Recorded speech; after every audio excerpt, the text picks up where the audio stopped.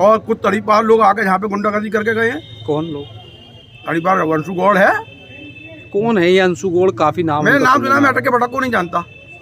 और ये कहीं ना कहीं व्यापारिक षड्यंत्र है। मानवीय संवेदनाओं के विरुद्ध जाकर प्रशासन द्वारा इस परिवार के आगे व्यक्तिगत तौर पर कार्रवाई की गई है। भाजपा योगी आदित्यनाथ सरकार ये कहती है कि हम मकान बना के दे रहे हैं गरीबों के लिए और सबका साथ सबका विकास लेके चल रहे हैं, तो ब्राह्मणों पे अत्याचार क्यों हो रहा है?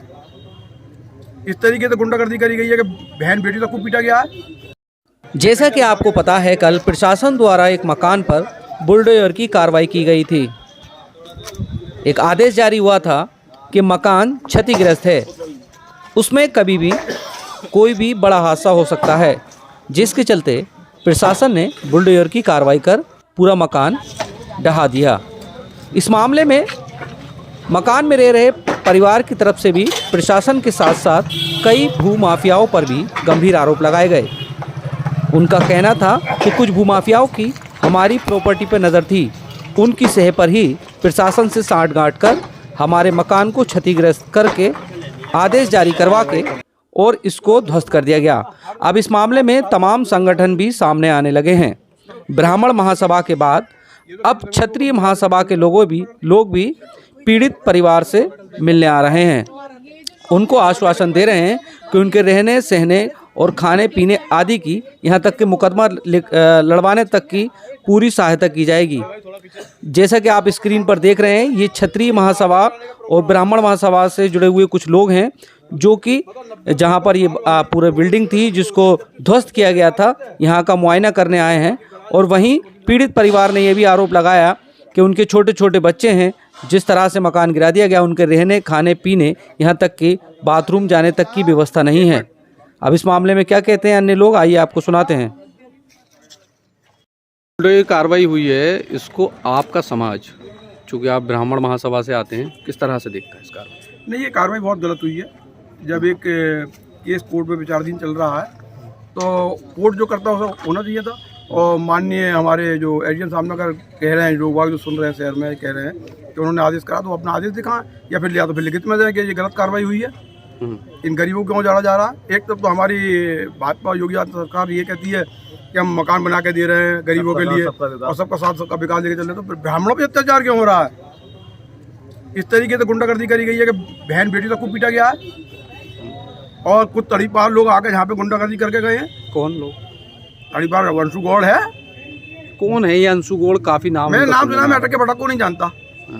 मैं अटक के भटक को नहीं जानता। क्या रोल है उनका इसमें? उसका रोल है वहाँ पे खड़ा हुआ है, उनकी माता जी के संग उन्होंने बदतमीजी करी है, पहले माँ बहन की गाली बकी, फिर उन्होंने गुस्सा हो गया। ब्राह्मण अगर कोई भी किसी को गाली बगेगा, किसी जाति धर्म की अगर माँ बाप को कोई गाली बगेगा तो उन्होंने थप्पड़ मारा तो उन्होंने पुलिस के सामने उनकी साड़ी खींची है। ऐसे लोगों के खिलाफ क्या कार्रवाई होनी चाहिए? पुराना इतिहास है इन लोगों का। नहीं, इन्हें तुरंत गिरफ्तार करके जेल भेजना चाहिए। मतलब उनका क्या, उनकी क्या भूमिका, किस तरह से इसमें इन्वॉल्व है वो? ये तो भूमिका उनसे भी आके पूछो ना। वो गुंडा यहाँ पे आके खड़ा क्यों हुआ है? अब आके खड़ा होकर दिखा। कैसे गुंडा, कैसे बता सकते हैं आप? चंद्रजी तड़ीपार होकर क्या है? अलीगढ़ से मेरे सुनने में आया, मुझे पता नहीं है इस बारे में कि अलीगढ़ से फरार चल रहा है। किसकी शह है उनको यहाँ पर? शह तो भैया भूमाफियाओं की है, पैसे वाले भूमाफियाओं की। आम आदमी की कोई शह नहीं है, न किसी गरीब न मिडिल क्लास की शह नहीं।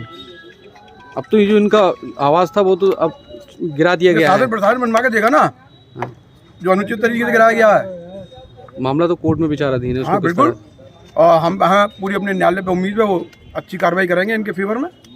अब इनके परिवार का रहने सहने की क्या व्यवस्था कहाँ? अभी वो देख रहे हैं हम, आप सब लोगों का, आपका पत्रकार बंधुओं का और जो आम जनता है पूरे, मैं तो सभी धर्म समाज के लोगों से विनती करता हूँ कि भगवान ऐसा किसी, अगर हम किसी का घर बसा नहीं सकते, उजाड़ भी नहीं सकते किसी का घर, तो मैं तो ये विनती करूँगा आप लोगों की मदद करो, मैं ही करूँगा। मेरे जहाँ तक मदद होगी पैसे से लेके और तन मन धन से मैं करने तैयार हूँ।